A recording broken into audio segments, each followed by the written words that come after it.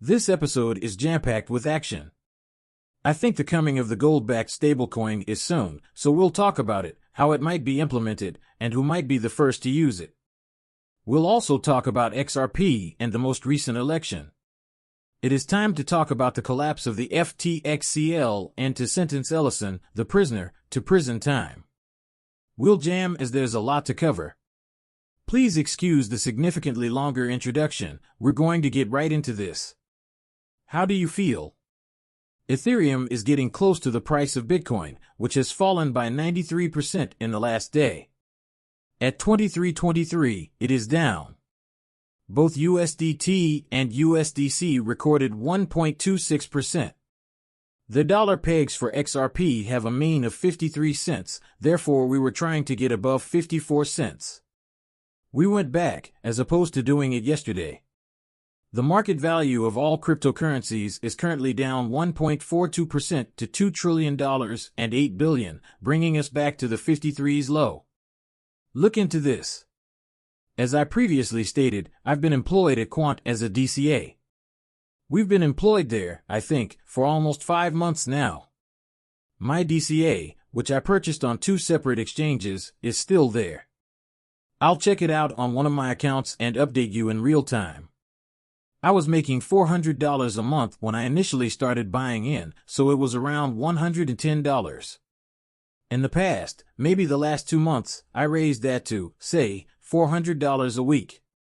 Please pardon me, but knowing where Quan is ultimately going, I raised it to $800 each week to help reduce my DCA. To tell the truth, I think it will probably hit an all-time high of $1,000 on Quant. It makes no sense to sit at these $71 prices because Quant always moves, and we'll see a swift 30% increase that will return it to that $100 level. My DCA is currently hovering around $80, which indicates perfect operation, yet one of the exchanges shows my average is $88 when I account for the other change. I stopped buying Quan as soon as it hits $80 because at that point, my dollar cost average pricing is equal to Quant's, and I won't buy it below that DCA threshold.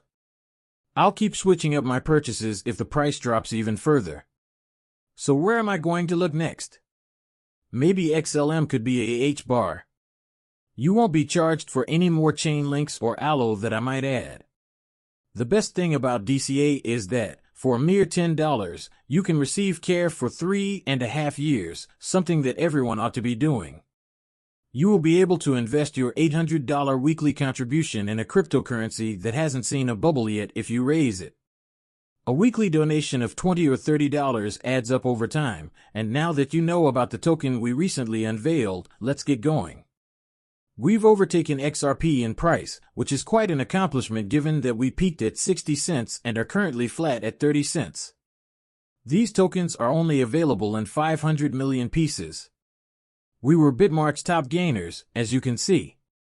All users can access Bitmart. These 500 million units are connected through every exchange on the planet. Examine the costs of these other cryptocurrency outfits that have a 500 million supply. Analyze Avalanche, look at Solana and ICP, they're both close by. There is a 500 million token supply threshold or total circulating token limit. The utilities will be delivered, and our supply remains the same.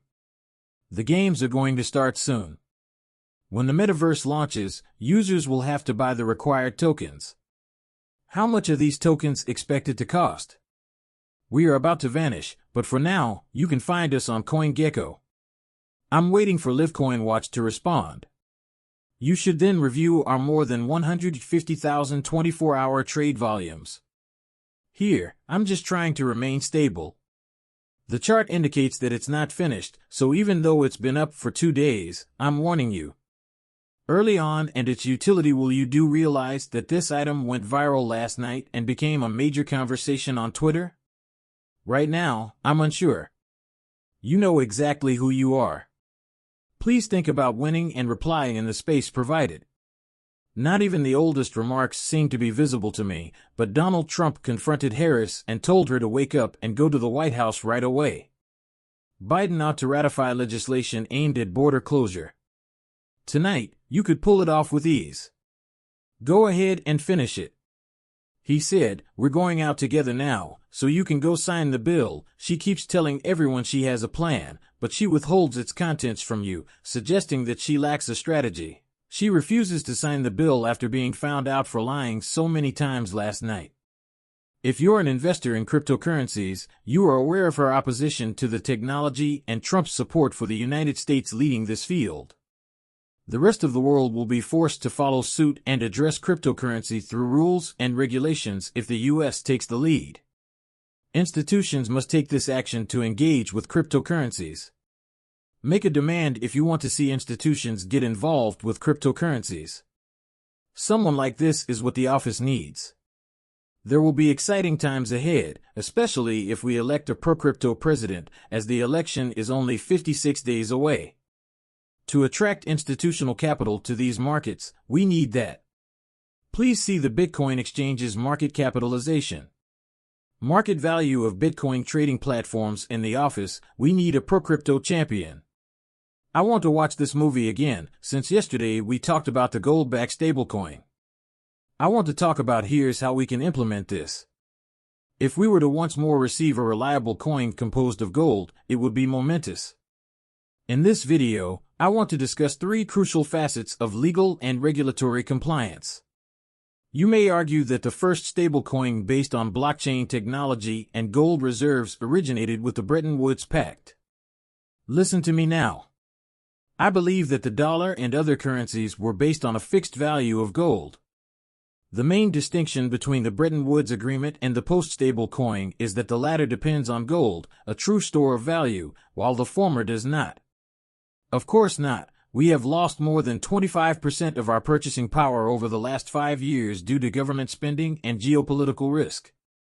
We could also learn from the Bretton Woods Agreement's prohibition on gold convertibility. Secretary Conley has my order to put a temporary stop to the dollar's convertibility into gold or other reserves. As a result, the globe continued to use worthless U.S. dollars, but the U.S. was able to maintain its gold holdings. Because they were driven to keep using them, people perceived them as valuable. However, they discovered that they were locked into a system that reduced their purchasing power.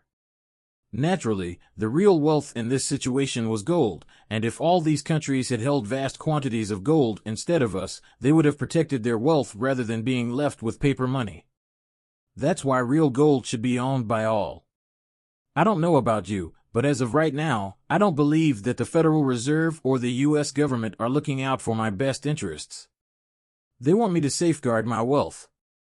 They want me to maintain my wealth outside the system. I have power because I can't devalue gold by using it for self-defense.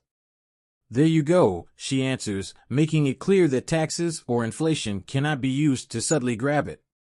How about a stable, gold-backed currency? How do we get there, people?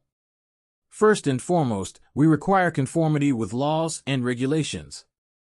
Secure licensure and research regulations are essential. What do we need for this? We need someone who believes in cryptocurrencies and the gold in the office's gold reserves to make this happen. Transparency, auditing, and dependable storage are necessary for this. Additionally, a discrete physical gold supply is required, and blockchain technology is crucial to making this happen. For this, a blockchain must be selected. To allow customers to purchase and redeem stablecoins with their actual gold or fiat currencies, we need a stablecoin mechanism that converts one token into 1 gram of gold. Purchasing and selling in real time requires a platform. A stake must be secured, agreements with merchants must be formed, and integration with current exchanges is vital to achieve liquidity and market adoption. This will involve a lot of Stellar, maybe Ethereum, Binance, or maybe the XRP ledger. The XRP ledger is expected to feature smart contracts and DeFi integration, which will surely need the marketing community's assistance. It will also be necessary to assess the current assets that have security clearance and security compliance to account for security concerns. We need to use smart contracts and perform smart contract audits in light of XRP to make sure there are no potential vulnerabilities. The final crucial element is required. Here, gold is what we need. Custody, I think we are about to witness the introduction of a stable currency backed by gold.